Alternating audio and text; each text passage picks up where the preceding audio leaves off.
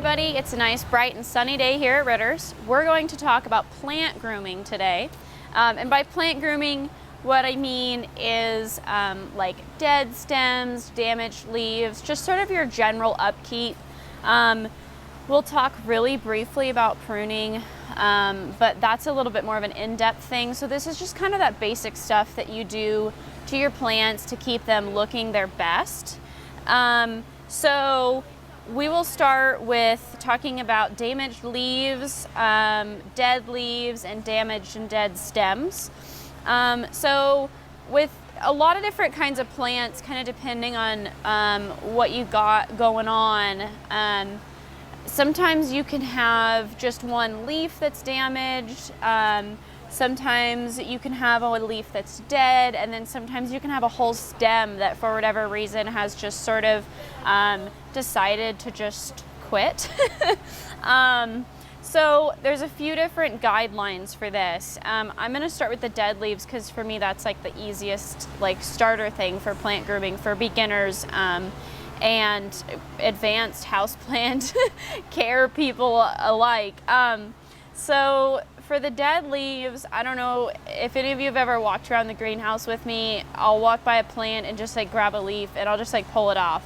Honestly, that's like kind of my favorite way to groom plants because somebody once said to me, the plant should be deciding where we pull it, where its leaf detaches, not us. And I totally agree with that in a lot of different circumstances. Of course, there's somewhere that won't apply. But if the plant's ready to let go of it and you just pull it, the plant is gonna, for the most part, let go of it at the line where it's supposed to, where it's gonna heal over the best. And so that's kind of why I prefer that method for dead leaves. Of course, if you're having to tug and rip, it's probably best to just get a pair of pruners out and cut it. But really, if you can pull it off, then that's perfect. That means the plant has gotten everything it needs from that particular leaf or stem, and it's ready to just let it go, and it was just waiting for wind or something in nature to take it off. And in the case of houseplants, that's us. So sometimes plants, there's other parts, and I wish that I could tell you the names of these, but I like scientific names for things, but nobody ever remembers them, including me. So I have a plant right here, and it's got kind of a yellow stem on it because I think what happened is, see that yellow stem, somebody saw a leaf that maybe wasn't so pretty, maybe it got broken or something, and they just cut the stem. Well, it leaves this great little this stub, and I'm not a fan of stubs. I get mad at people when they do this. So I can just pull that right off because it's completely yellowed and the plant is definitely ready to get rid of it. So there's a lot of things like that. I have another plant here that I found that I grabbed because I thought, oh, this will be a good example. And it's got a couple dead leaves. So I'm gonna pull that off. I'm gonna pull that off. And as you can see, I can just pull, and that's because they're ready to go. I mean, they've been ready to go and they're ready to go, and the plant's gotten everything it needs from them. So that's kind of what I mean when I say pull. I don't mean start ripping and tearing. I just mean lightly pull. And if it doesn't come loose, then cut it. Lots of other parts do this than leaves. So this stem was an example. Something that philodendrons have that other plants don't have is these leaf sheaths. And this one actually, well, there's one here. Somebody's been diligent in removing these, but you can see that kind of dead leaf sheath right here pulls right off. I like to remove those. You don't have to, of course, but for aesthetic reasons, I kind of prefer to remove those just because I don't like them. Monsteras kind of do the same thing. And I'm gonna try to, this one's like, got really long roots. Monsteras do the same thing. See these, and there's a name for these, but you can just, it's kind of satisfying actually.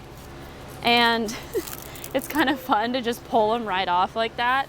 So you can always do that too with damaged bits. There's a lot of plants that get little things like those Monsteras do. Honestly, it's kind of fun. I kind of like it, honestly. It's one of those things that's like therapeutic. Sometimes on aeroids like these guys, and especially that first one that I showed you, they'll get, sometimes their roots, their aerial roots will dry up. And those, sometimes they'll come right off, just like I just showed you, and sometimes you have to cut them off, but those can be removed too.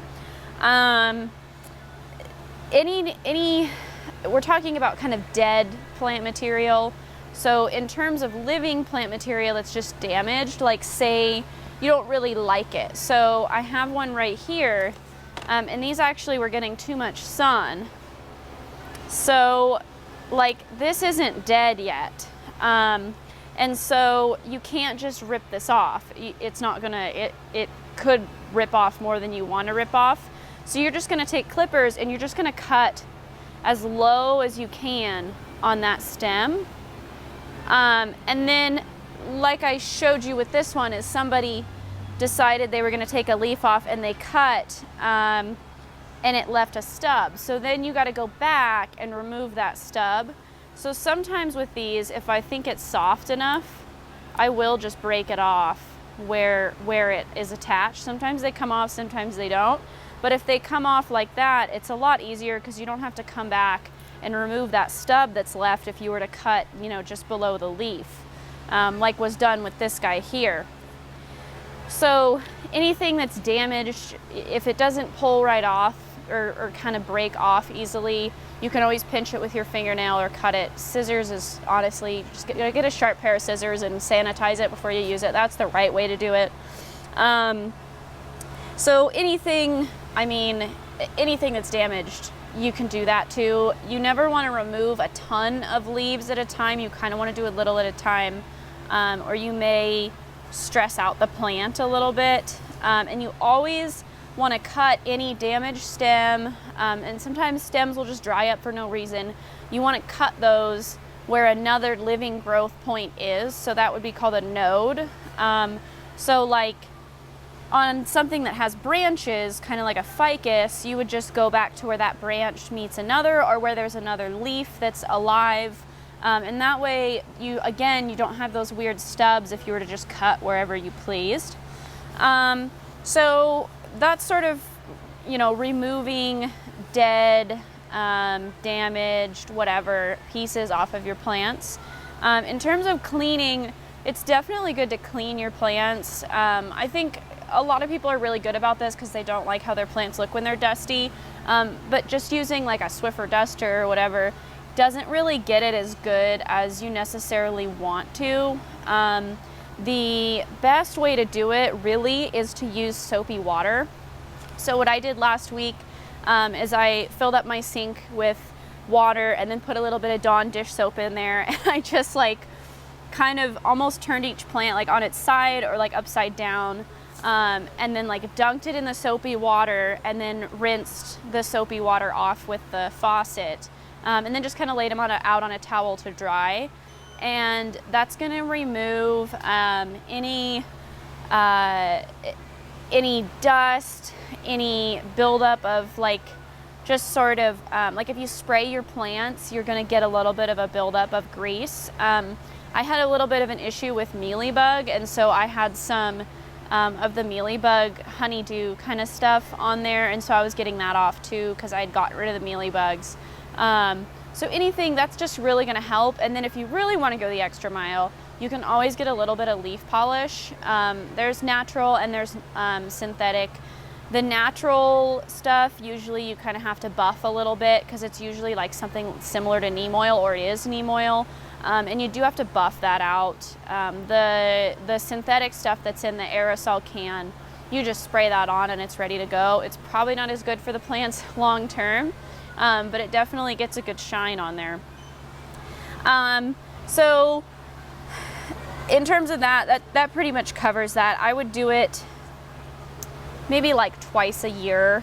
If you are bringing your plants in and out, it's a great time to do it in the summer because you can just take them and hang them on your patio or put them on your patio and then take soapy water and dump it all over them and then spray them off with the hose. It's like so much easier. So maybe, you know, in the middle, maybe like in the fall do it, and then in the early spring do it. And that's your twice a year. And it really helps with like the dark winter months. It helps it so it doesn't have to get the photosynthesis impeded because there's dirt all over the leaves or dust all over the leaves. Something else that people sometimes ask about is the soil surface of their plants. A lot of times with plants that maybe take a little bit more water, or those of us that really like to water our plants, they can get a little bit moldy on the top, and this can be either in the form of algae, which is green, or you can get mold, which can be a variety of colors. Usually it's just white. And you can just remove this physically. So you can remove like the top layer or so, like maybe the top ½ inch of soil. And then you can replace it with new soil, but make sure you spray that new soil with copper, or use some sort of fungicide so that it doesn't come back, because those spores definitely are still going to be there. And it's usually a result of the soil being too wet. So then back off the watering a little bit, and that will kind of remedy that problem. You can also just repot the plant.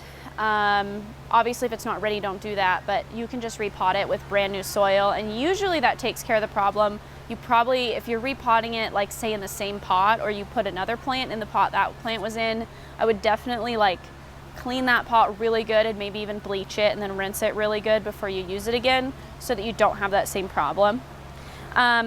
We kind of talked about pruning. It's a pretty big topic.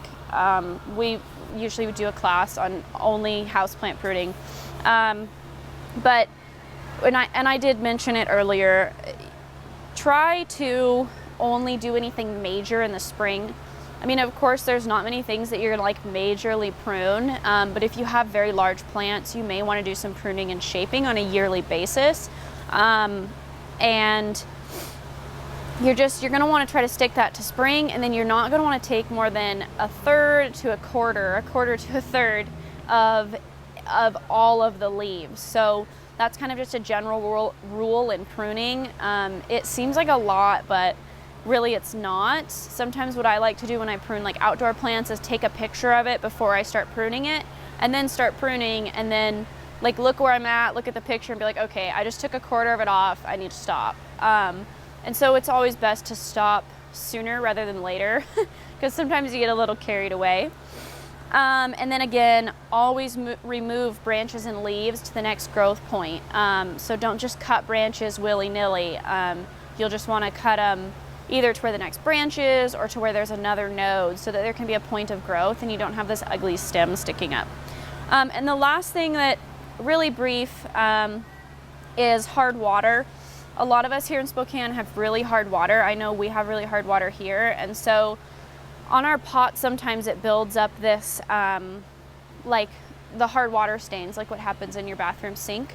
And obviously in our bathroom sink we can clean it regularly with vinegar, but when you have a plant in there it's hard to clean.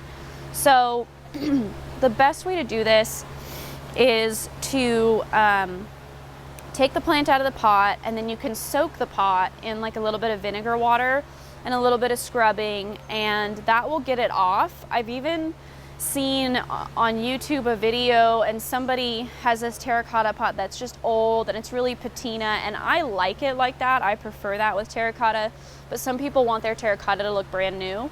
So you can take the plant out and clean the pot really good and then soak it in vinegar water, and it actually will remove most of that. So I assume that probably applies to anything else, and vinegar is not harsh, it shouldn't hurt anything. So you can soak them in vinegar and remove all that, no problem. You could use distilled water regularly to water your plants if you're really worried about it, or if you live somewhere where your water has a lot of iron in it. I know there's parts of Spokane where people's bathtubs and sinks will turn orange over time because of that. And so if your water is like that, it's probably best to use like distilled or bottled water or filtered water to water your plants. And it is normal. I mean, it's nothing that's going to hurt the plant unless it doesn't have drainage, in which case you can get some salt deposits in the bottom that can harm the plant. But for the most part, it's normal and natural, and personally, I think it looks cool when a pot has all that, but there's definitely a good way to remove it if you don't necessarily like how it looks. So that's everything we're going to cover for plant grooming. If you guys have any other questions or any other things that you're wondering about, give us a call or come in. I'm excited to see you guys in the spring. Thanks.